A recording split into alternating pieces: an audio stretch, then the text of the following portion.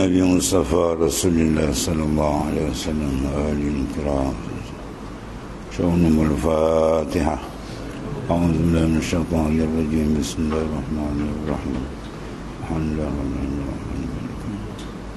إياك نعبد وإياك نستعين اهدنا الصراط المستقيم صراط الذين أنعمت عليهم غير المغضوب عليهم ولا الضالين آمين. ولا حول ولا قوة إلا بالله. حسبنا الله ونعم الوكيل على الله وكلنا حسبنا.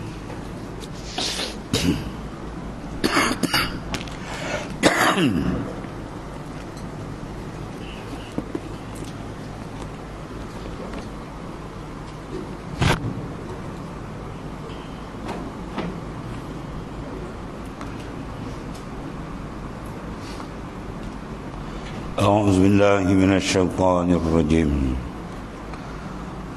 فمن افترى على الله كذبا من بعد ذلك فأولئك هم الظالمون. قل صدق الله فاتبعوا ملة إبراهيم حنيفا وما كان من المشركين. إن أول بيت وضع للناس للذي ببكة مباركا وهدى للعالمين.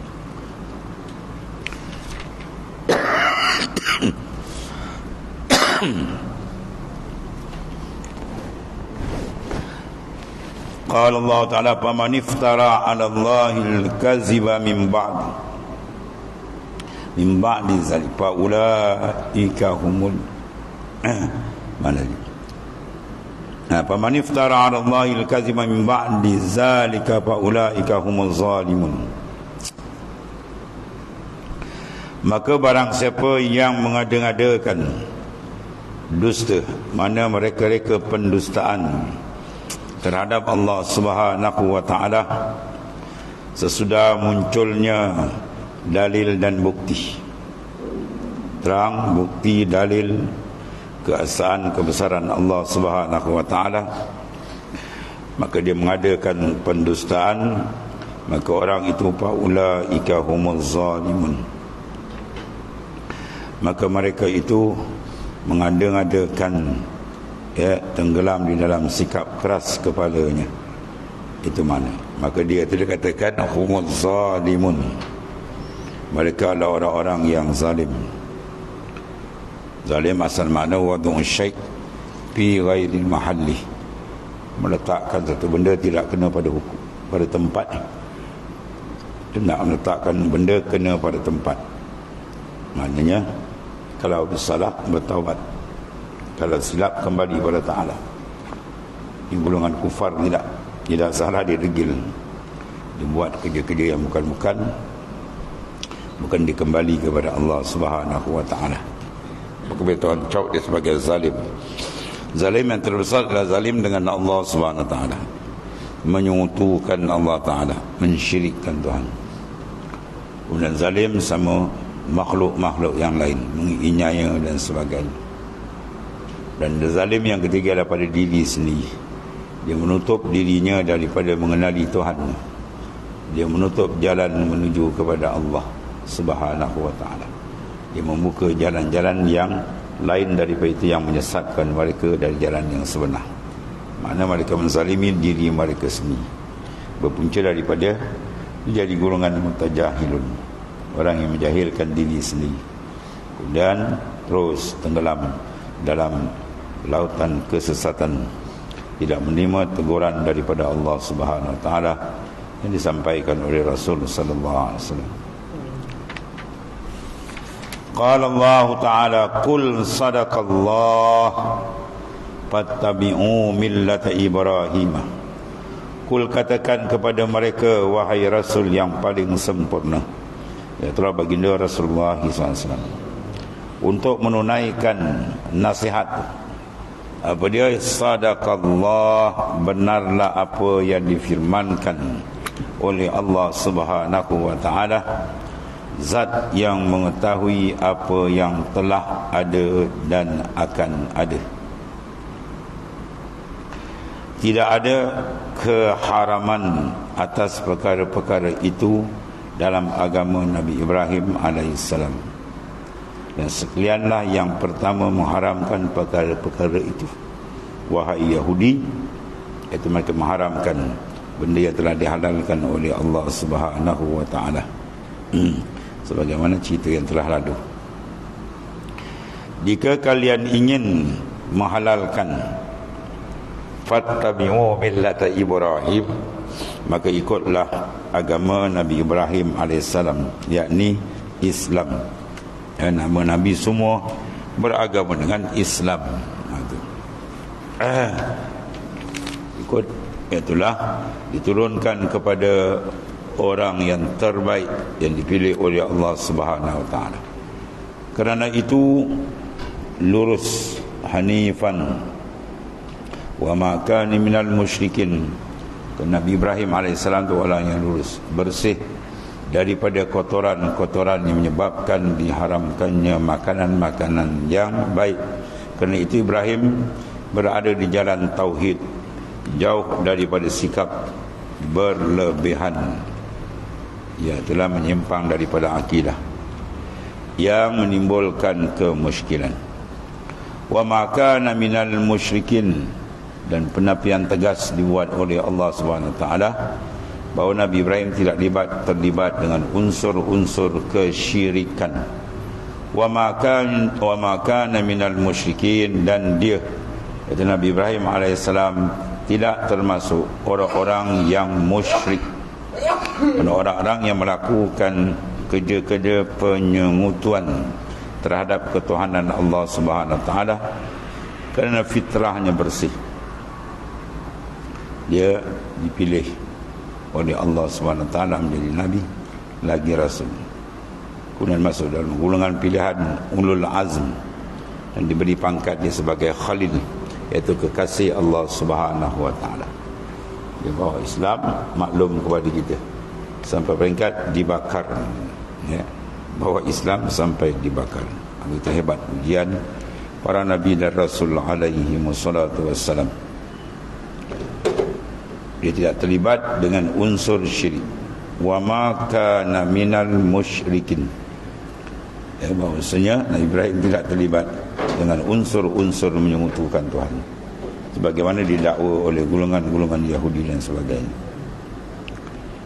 Ketika Nabi Ibrahim alaihissalam konsisten dan lurus di jalan tauhid, kerana semua para nabi dan rasul menyeru ke arah mengesahkan ta'alau ila kalimatin sawa'in bainana wa bainakum an la na'budu illallah.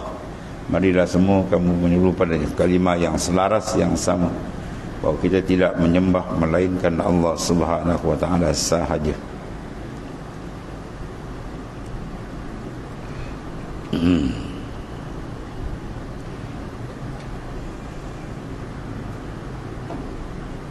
Kerana Nabi Ibrahim alaihissalam dia konsisten dan lurus di jalan tauhid, Allah SWT tidak akan membangun tempat ibadat yang pertama kali kecuali kerana dia dari Ibrahim alaihissalam, sebagaimana Allah Ta'ala berfirman, inna awwala baitin wudi'a lin-nas, sesungguhnya rumah yang mula-mula dibangunkan untuk tempat beribadat manusia, agar mereka beribadat kepada Allah Ta'ala di dalamnya dan menghadap kepadanya, ialah lalladzi bi Bakkah, ialah Baitullah yang di Bakkah. Bakkah itu nama asal Makkah, dipanggil Bakkah. Adalah rumah yang berada di Mekah sebelum Masjidil Haram dibangunkan, 40 tahun sebelum Baitul Maqdis dibangunkan. Ya, ia dibangun dengan keadaan mubarakan, diberkati, banyak kebaikan dan kemanfaatan bagi orang-orang yang dalamnya dan bertawaf mengelilinginya, menunjukkan mereka pada iman kepada Allah, malaikat-malaikatnya, kitab-kitabnya dan utusan-utusannya. Wa hudan lil alamin, dan menjadi petunjuk bagi semua manusia yang menghantarkan mereka ke tauhid zati, tauhid yang sebenar dengan Allah Ta'ala. Jika mereka dibukakan rahsia-rahsia hukum wada'i dan tashri', hukum wada' dan hukum tashri' Allah Ta'ala. Sebab fihi ayatun, di dalamnya terdapat ayat dan tanda-tanda, dalil-dalil, bukti-bukti, bayinat yang amat terang, bukti-bukti tanda yang terang dan jelas yang menunjukkan pada tauhid zat, mana tauhid pentauhidan kepada Allah Ta'ala secara zati. Di antaranya terdapat apa dia? Maqam Ibrahim, iaitulah maqam Ibrahim, iaitulah maqam rida dan berserah diri, lambang di situ bagi isyarat hakikatnya.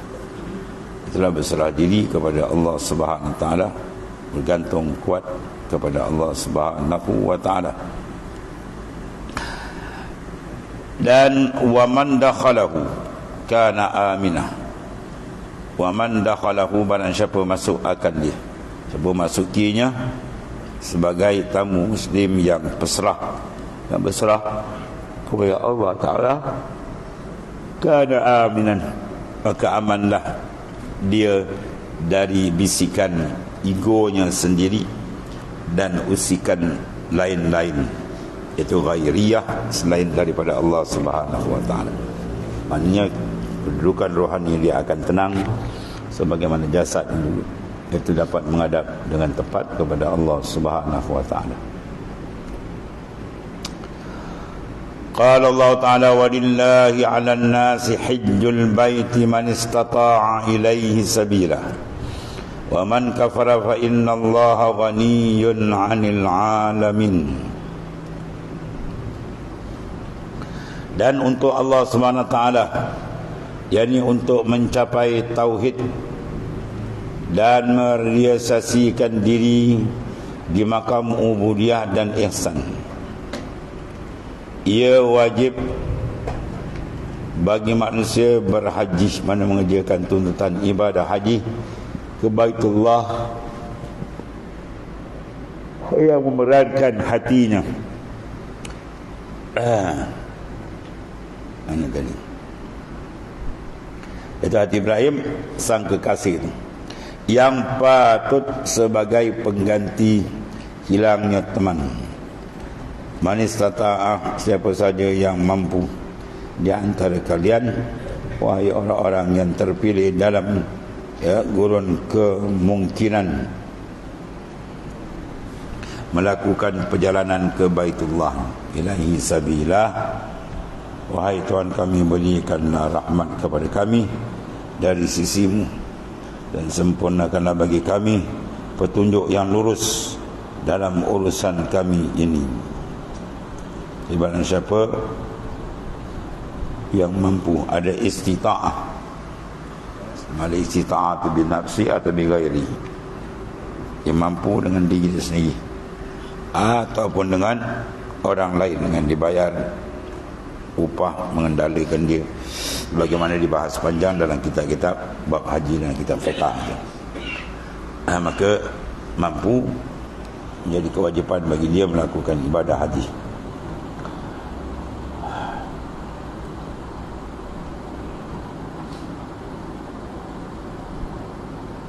Kemudian waman kafara, barang siapa yang engkar kufur, tiada pergi haji kerana engkar dan keras kepada dia, ada duit, ada kemampuan lebih pada mampu, sengaja mereka tidak pergi. Sebab apa? Dia ada dua situ. Kalau malas, lain hukum. Kalau engkar hukum, tak wajib kerja, atau lain hukum. Pada engkar maka kufur terus, kalau tidak dia kufur nikmat saja. Waman kafara, dan siapa yang kufur, mana engkar, tidak pergi haji kerana engkar itu dan keras kepada, fa innallaha, maka sungguhnya Allah Ta'ala maha kaya, fa innallaha ghaniyun, maha kaya dari semua ciptaan. Apa makna maha kaya? Tidak berhajat, Kaya yang sebenar ialah tidak berhajat. Adapun yang berhajat itu dipanggil fakir, walaupun dia sudah jadi jutawan. Itu kaya manusia banyak harta dia panggil hartawan, banyak duit panggil jutawan. Tapi dia berhajat tak? Berhajat. Semua dia berhajat, nyawa dia pun dia berhajat, nafas dia pun berhajat kepada Ta'ala.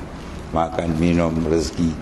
Mana dia tidak lepas daripada terikat dengan Allah Ta'ala, maka hukum dia fakir. Walaupun kaya sebenar, dia tidak memerlukan pada sesiapa, sebab dia sudah cukup. Maka itu adalah sifat tunggal mutlak bagi Allah Subhanahu Wa Ta'ala saja. Ta'ala ghaniyun anil alamin. Allah Ta'ala tadi ghaniyun, maha kaya, tidak berhajat kepada sekalian alam, sekalian makhluk yang diciptanya itu.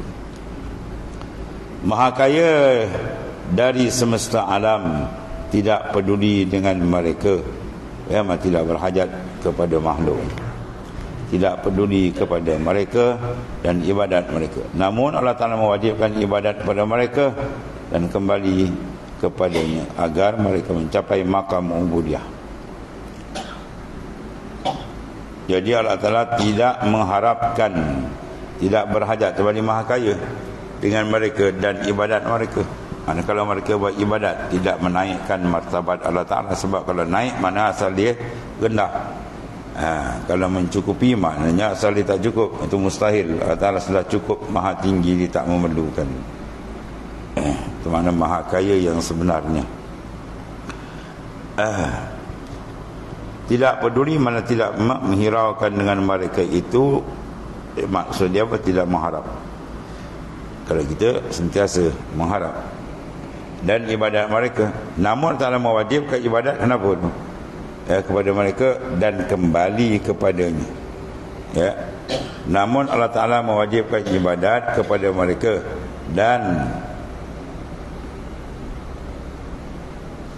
dan kembali kepadanya, kepada Allah Ta'ala. Apa nak kembali? Rojak. Bukan mana kembali situ kembali manfaat bertuhan, itu salah. Yang mana kembalinya, mana rojak dia kepada Allah Subhanahu Wa Ta'ala, bergantung dia kepada tujuan dia. Allah Ta'ala mewajibkan ibadat supaya manusia itu kembali kepada dia.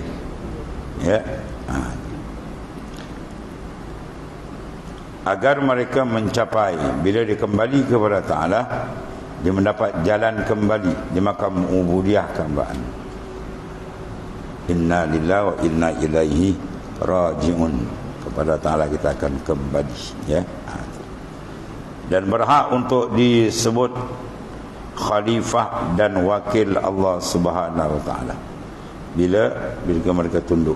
Jadi ketundukan mereka kepada arahan yang Tuhan wajibkan, bukan arahan itu membawa manfaat kepada Tuhan, tidak. Tuhan tidak bertambah sebab dia sudah cukup. Jadi kembali balik kepada hamba itu sendiri. Itu makna kaya yang sebenarnya. Kemudian qul ya ahlal kitab ila akhir ayat. Sallallahu alaihi wasallam.